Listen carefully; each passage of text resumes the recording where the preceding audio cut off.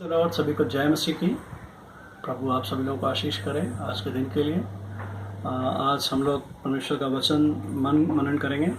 पहला शामुएल उसका 28 का 15 से लेकर के 16 तक हम लोग पढ़ेंगे। यहाँ पे इस प्रकार लिखा हुआ है, शामुएल ने शाऊल से पूछा, तूने मुझे ऊपर बुलवाकर क्यों सताया है? शाऊल ने कहा, मैं बड़े संकट में पड़ा हूँ, क्योंकि फिलिस्ती मेरे साथ लड़ रहे हैं और परमेश्वर ने मुझे छोड़ दिया है, और अब मुझे ना तो भविष्यवक्ताओं के द्वारा उत्तर देता है और ना स्वप्नों के।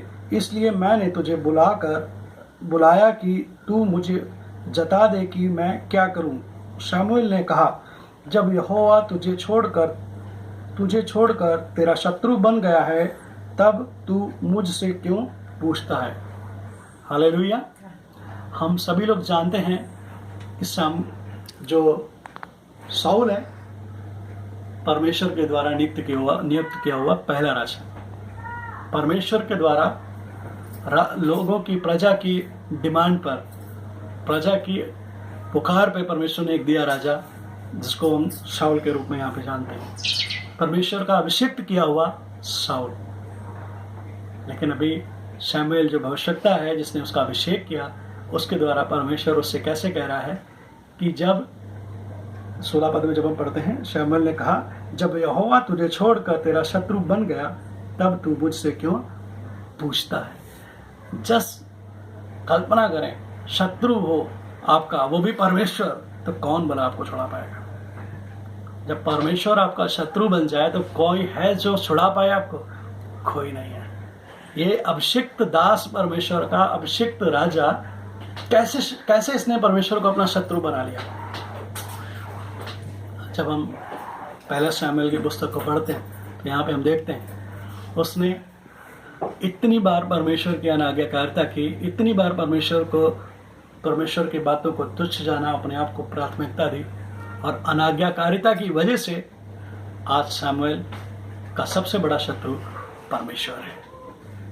यदि आप परमेश्वर के आज्ञाकारी हैं, यदि आप परमेश्वर की आज्ञाओं को मानते हैं, तो आपके पास एक सबसे बड़ा मित्र है, वो है परमेश्वर। यदि आप उस परमेश्वर के प्रति आज्ञाकारी रहते हैं, तो सबसे बड़ा मित्र आपके पास में है, वो है यीशु, जो हर समय, हर टाइम आपके लिए उपस्थित है। यदि आप उसकी आज्ञाओं को नहीं मानते हैं, यदि आप उसकी आज्ञाओं को तुच्छ जानते हैं, यदि उसकी बातों को, उसके राज्य को, बातों को, उसके वचनों को तुच्छ जानते हैं, यदि उसका आज्ञाओं को ना मानते हुए अपने जीवन को आगे लेकर के चलते हैं, तो आपके लिए एक चेतावनी है।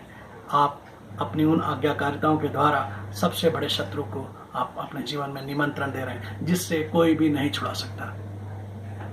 चुनाव आपका है कि आप एक शत्रु को अपने जीवन में स्थान देना चाहते हैं, या फिर आप एक मित्र को स्थान देना चाहते हैं। नए नियम में हम जब देखते हैं, प्रभु यीशु मसीह ने कहा, मैं हे मित्र कह के पुकारा है। यदि हम उसकी आज्ञाओं को पालन करेंगे, उसकी विधियों को पालन करेंगे, तो वो परमेश्वर हमारे साथ में मित्र बन के खड़ा रहने के लिए तैयार है।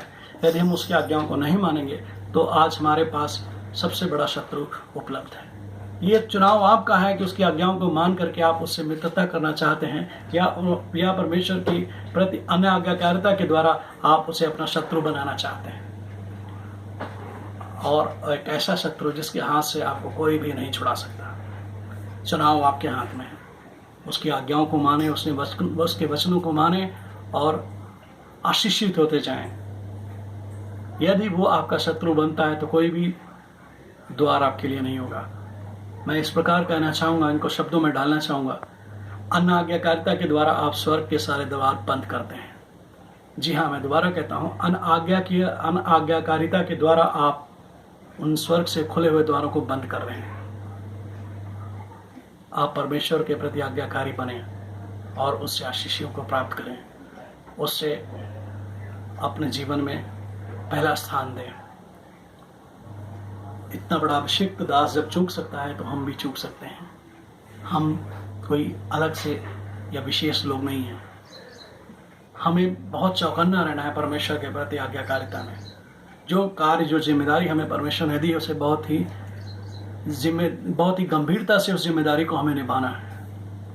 उसको हल्के में नहीं लेना। उसकी आज्ञा जो हमें परमेश्वर ने दी है, उसे बहुत गंभीरता से लेते हुए आगे को बढ़ना है। प्रभु आप सभी लोगों को आशीष करें इस छोटी सी वचन के द्वारा।